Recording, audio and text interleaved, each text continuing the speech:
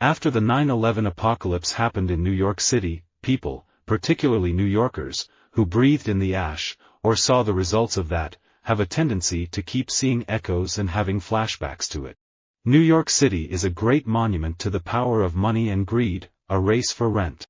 In 1949, when I was 2, my family moved from Yonkers, New York, to a development of brick houses in Elmont, a Long Island suburb of New York City. What I remember most about the house was the glider on our porch. I used to sit there evenings close to my father, Victor, as he talked about the moon and the stars. He taught me to dream big. Having black hair is unique in that black women change up styles a lot. You can walk down one street block in New York City and see 10 different hairstyles that black women are wearing. Straight curls, short cuts, braids, we really run the gamut. If you are dating someone in New York City, and they invite you over to watch a movie, they don't really want to watch a movie. My first experience in a movie theater was Dick Tracy. There was a scene with a guy with a Tommy gun and a wall of fire behind him. I panicked, screamed, and jumped out of my seat. And I ran 6 New York City blocks, running into the street and almost got hit by a bunch of cars and had my mom chasing after a panic-stricken 4-year-old. I miss New York terribly. There is no place like the city. I miss people watching. I miss the nightlife. I miss the food. There are so many options in New York City. When I was still in my psychiatric residency training in New York City, I was subjected to the doctor draft of that time, during the early 50s, at the time of the Korean War. I was raised in an Italian-American family in the suburbs of Westchester County, just a little north of New York City. I dropped out of high school 3 days into my senior year because I hated it because New York City public school is a mess. I certainly wasn't one for sitting in a classroom. Then I went off to college to North Carolina School of the Arts, then quit that after 2 years.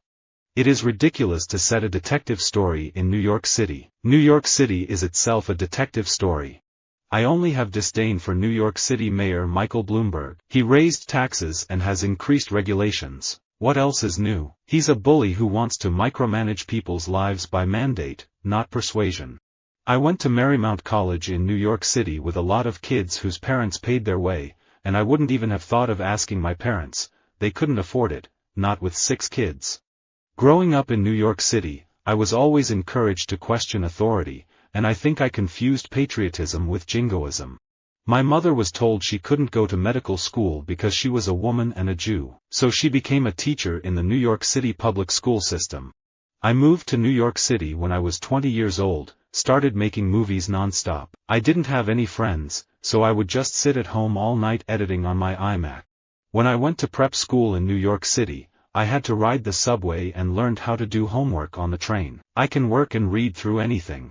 I actually had the pleasure of meeting David Bowie at his 50th birthday party in New York City. I handed him the cassette of 8 Arms to Hold You, which I had just got in advance of that day. He very graciously thanked me and tucked it into his jacket pocket.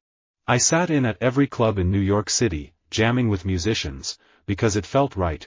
And because it felt right and we were having fun, the people dancing and sipping their drinks in the clubs felt it too, and it made them smile.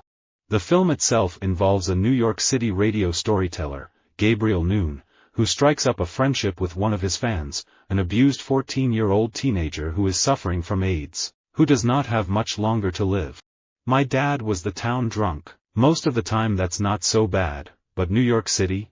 I did not come from an academic background. My father was a smart man, but he had a 5th-grade education. He and all his friends were plumbers. They were all born around 1905 in great poverty in New York City and had to go to work when they were 12 or 13 years old.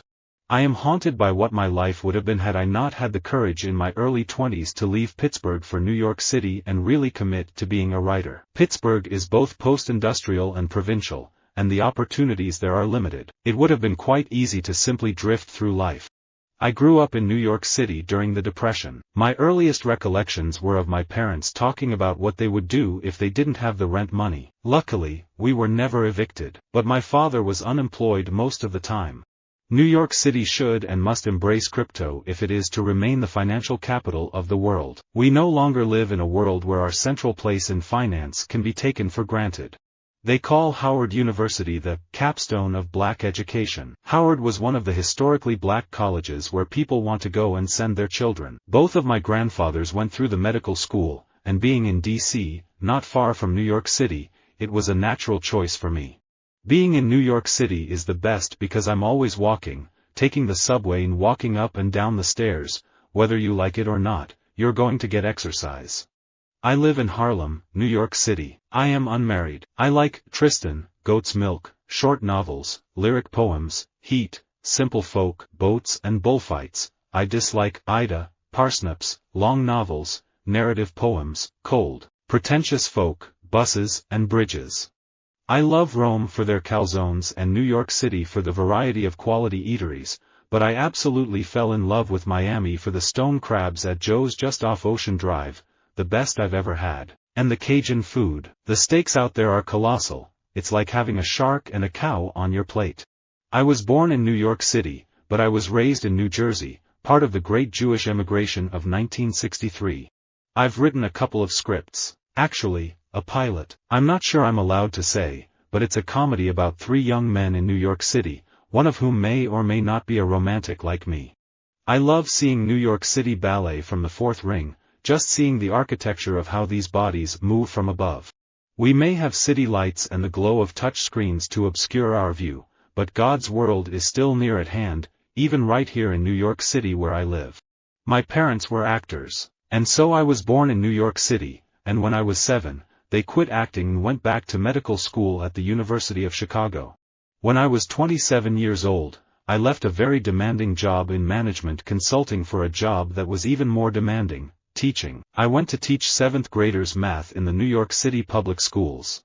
When people meet me, many times they're very surprised because they expect someone who is kind of wacky with 7 piercings and very hip and cool and New York City, and I'm not. Jerry Orbach was the first person to take me to the Friars Club. It's a beautiful building, and you walk into these halls of comedic history and meet these old cats who could tell you a million stories about how things went down in New York City. Sooner or later they are going to live in a New York City where gay marriage is not only legal, but it's common and they don't even notice.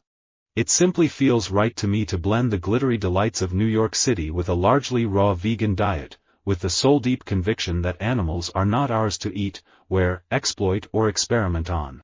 We are all used to paying a sales tax when we buy things, almost 9% here in New York City. The application of this concept to the financial sector could solve our need for revenue, bring some sanity back into the financial sector, and give us a way to raise the revenue we need to run the government in a fiscally responsible way.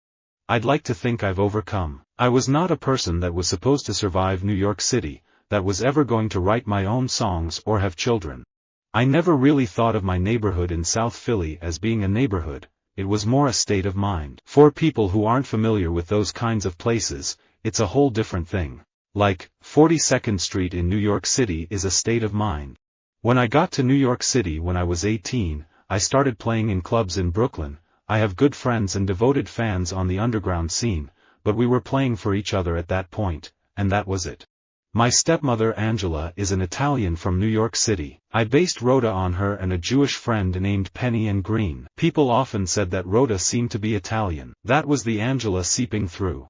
I worked as a teacher in the public school system in New York City for several years, and I was a victim of the layoffs, in the mid-70s. And then I worked as a sales engineer for a company in New Jersey that was selling industrial filtration equipment. In New York City, the meek don't inherit the earth, the big mouth does. I was a runaway girl from France who married an American and moved to New York City. I'm not sure I would have continued as an artist had I remained in Paris because of the family setup. In March 1950, in New York City, I was married to Marietta Soffer. We have 3 children, Wilhelm, Tomas, and Margreta. There is hardly a place in New York that you can't walk a block and a half and get a cup of coffee. Believe me, I've been all over the world. There's no place like that but New York City. In 1998, Vanity Fair asked me to write a big piece for them on the 50th anniversary of the New York City Ballet. My life, to a great extent, had been spent at and with the New York City Ballet, and I decided to try it. It was very scary, writing about something I loved so much and had such strong opinions about.